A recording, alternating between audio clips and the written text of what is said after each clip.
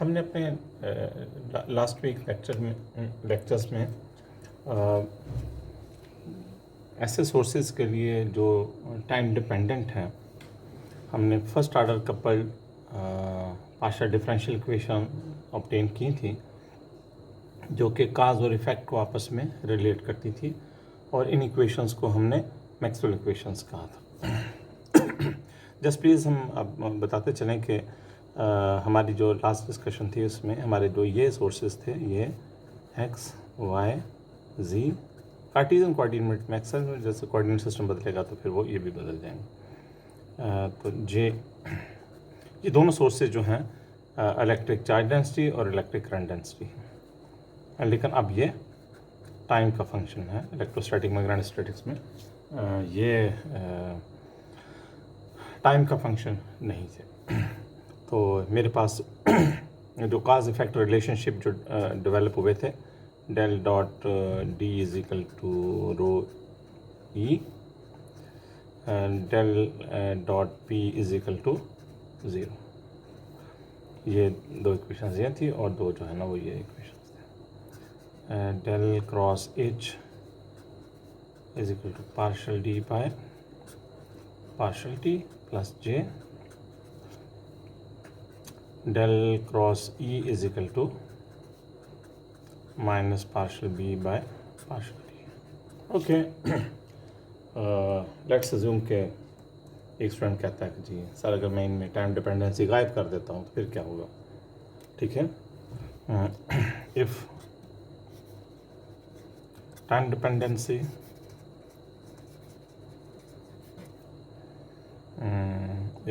जो है वो इज एलिमिनेटेड,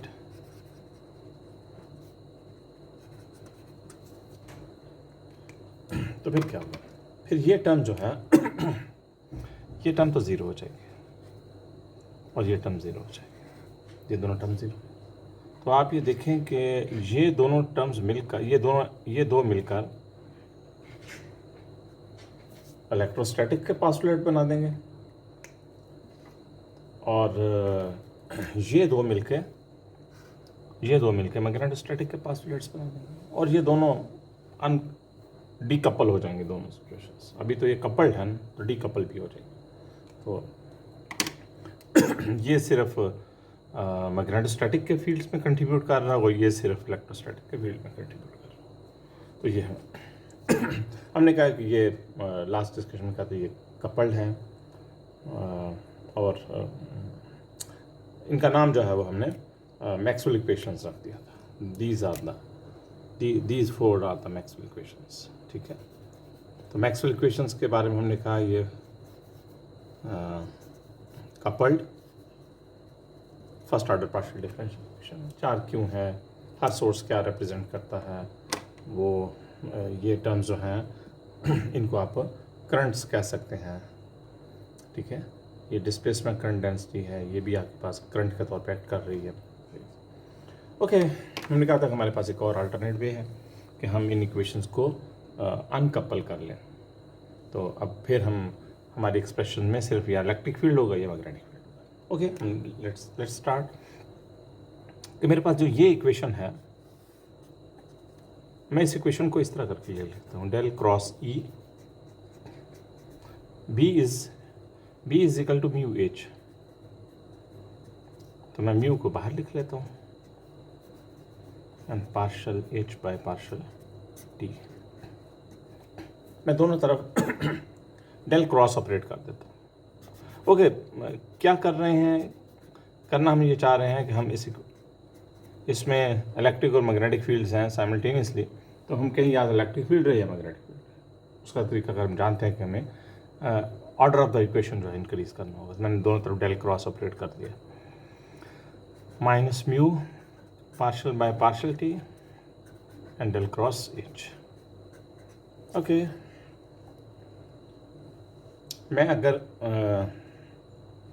यहाँ पर इससे मैं यहाँ सब्स्टिट्यूट कर दूँ डेल क्रॉस एच की वैल्यू, तो मेरे पास minus mu partial by partial T, यहाँ मेरे पास डेल क्रॉस एच क्या आ जाएगा, partial D by partial T plus J. और मैं अगर इसमें सब्स्टिट्यूट कर दूँ d is equal to epsilon E. Please ये याद रहे कि हमने एक इक्वेशन मैक्सवेल इक्वेशन ये यूज़ कर ली है और दूसरी मैं यहाँ यूज़ कर चुका हूँ। फंडामेंटल पास्टुलेट्स मैंने दोनों यूज़ सॉरी जो कॉन्स्टिट्यूटिव रिलेशंस हैं वो मैंने दोनों यूज़ कर लिए। तभी तक दो जो है मैक्सवेल इक्वेशंस मेरी इनकॉर्पोरेट हुई हैं इस सारे प्रोसेस में। तो मैं अगर इसको करूँगा तो ये चीज़ जो है माइनस म्यू एप्सिलॉन, इसका एप्सिलॉन बाहर आ जाएगा, partial E by partial t square, और इसको मैं आगे ले जाऊंगा तो ये आ जाएगा minus mu partial j by partial T, ये पास आ जाएगा। और मैं इस साइड की जो इक्वेशन है इसको अगर मैं भी एक्सपेंड कर लूँ तो ये मेरे पास आ जाएगा del dot E is minus A cross B cross C को जो है जस्ट मैंने, तो यहाँ मेरे पास आ जाएगा minus mu epsilon partial E by partial t square minus mu partial j by partial T. ये मेरे पास दो, ठीक है। मैं यहाँ से जानता हूँ कि मेरे पास del dot D is equal to rho E है। तो मैं अगर इसको थोड़ा सा मॉडिफाई करूँ तो मेरे पास आएगा del dot D is equal to del dot E is equal to rho E by epsilon. तो मैं यहाँ से शुरू कर देता हूँ। तो मेरे पास, मैं प्लीज़ इसको डेल स्क्वेयर ई, ये टर्म इज इसको मैं minus mu epsilon partial E by partial t square,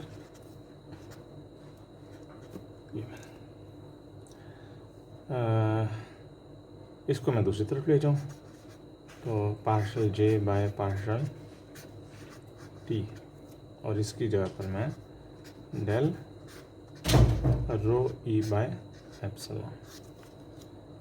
अब आप ये देखें कि मैंने एक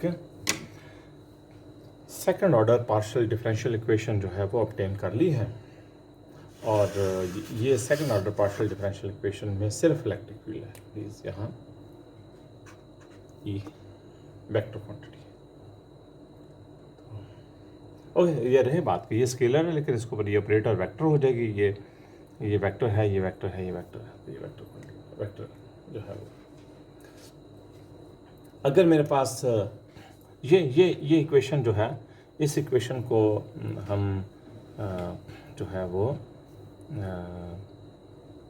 वेव इक्वेशन जो है वो कहते हैं। इक्वेशन जो है वेव इक्वेशन क्या, ओके प्लीज़ जो ये रहे बात के डेल स्क्वायर के जो है यूनिट्स, अगर मैं इसको देखूं तो ये 1 मीटर स्क्वायर में आता है। इलेक्ट्रिक फील्ड जो ई है ये आपके पास वोल्ट्स पर मीटर में आता है। तो यहाँ जो मेरे पास ये क्वांटिटी है mu epsilon partial by partial T square, इसके यूनिट्स जो हैं भी 1 मीटर स्क्वायर के होने चाहिए। हमें ये तो पता चल रहा है कि ये 1 सेकंड है। तो मैं अगर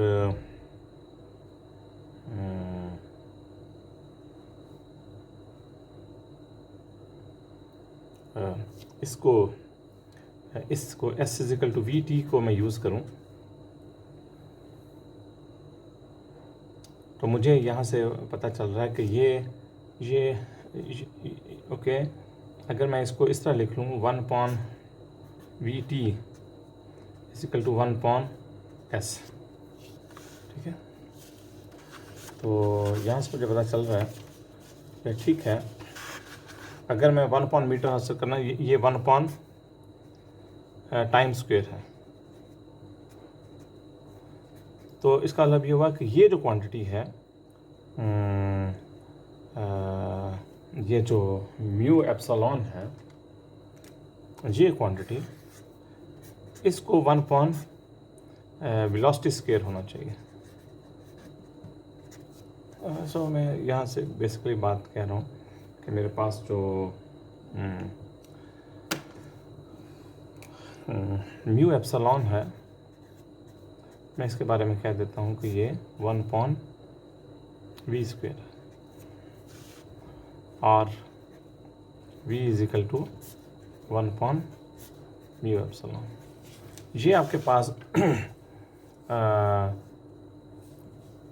क्योंकि ये मीडियम के पैरामीटर्स के ऊपर डिपेंड करता है, तो ये हम इसको कह सकते हैं ये वेलोसिटी है in speed in certain medium,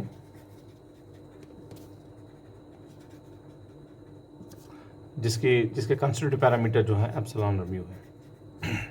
तो ये भी जो है टोटली डिपेंड है कि इसमें उस मीडियम के कंस्टिट्यूटिव पैरामीटर्स की वैल्यू क्या है। तो अब ये वैल्यू चेंज करेंगे तो ये कंस्टिट्यूटिव पैरामीटर की वैल्यू चेंज हो जाएगी। सो अगर आपके पास if medium is source free,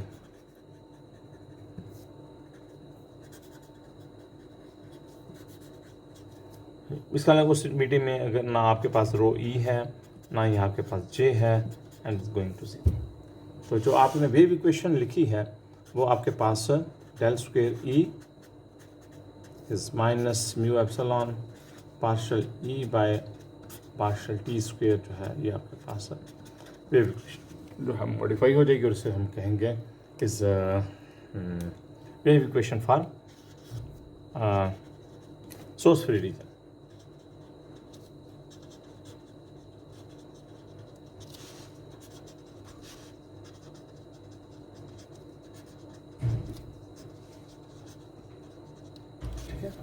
ऐसा रीजन जिसमें सोर्सेज जो है वो बाहर पड़े हैं और उनके इफेक्ट्स जो है वो अंदर आ रहे हैं। प्लीज़ ये बात रहे ज़हन में कि अब ये जो इलेक्ट्रिक फील्ड है, ये इलेक्ट्रिक फील्ड स्पेस का भी फंक्शन है और ये टाइम का भी फंक्शन है, और इसके साथ साथ ये रियल क्वांटिटी भी है।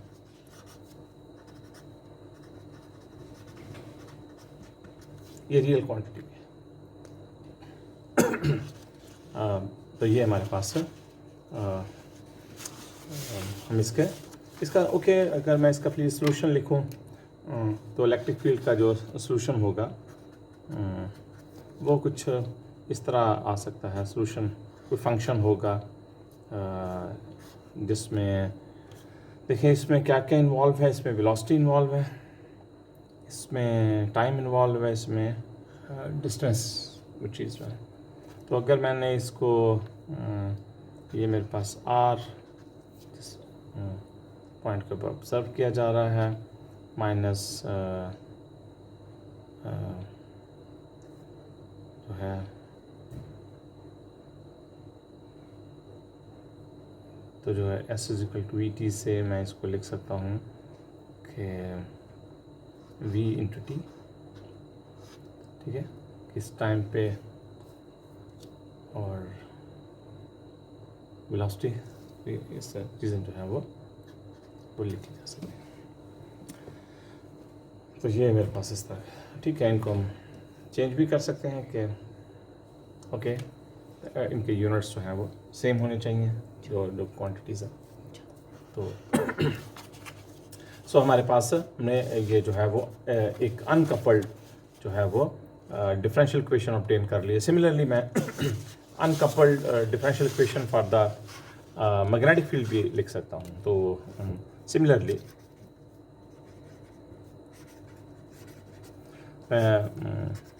Del square h minus mu epsilon partial by partial T square is h is equal to 0। ये आप मेरे पास वेव इक्वेशन है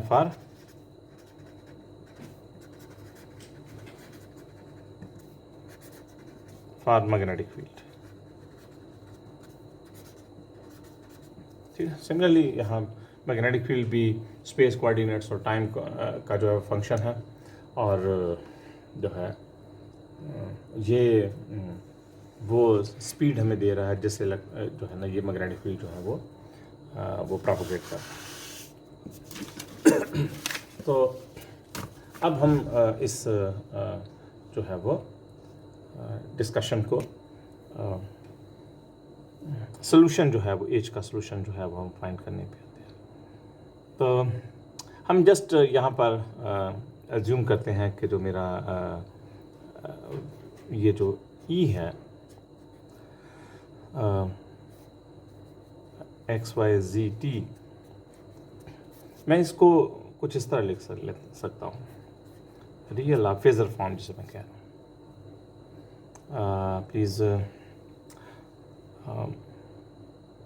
मैं अब जो है प्लीज़ इस ई को मैं जो स्पेस पे और टाइम पे डिपेंडेंट है इसको मैं इटैलिक फॉर्म में लिख लेता हूँ और इसको मैं रोमन में जो है वो x y z and e raise to power j omega t. Please ये प्लस भी यूज़ किया जा सकता है और माइनस भी यूज़ किया जा सकता है, ठीक है। हम इसका डिफरेंस बताते जाएंगे कि प्लस से क्या फ़र्क पड़ेगा और माइनस से क्या फ़र्क पड़ेगा। लेकिन जब मैं इसको इस फॉर्म में लिखूंगा तो अब ये जो है मैंने क्या किया, टाइम डिपेंडेंसी को मैंने अलग कर लिया और ये जो है अब ये सिर्फ स्पेस कोऑर्डिनेट्स पे डिपेंडेंट है और ये आपके पास एक इमेजिनरी ये कॉम्प्लेक्स क्वांटिटी है।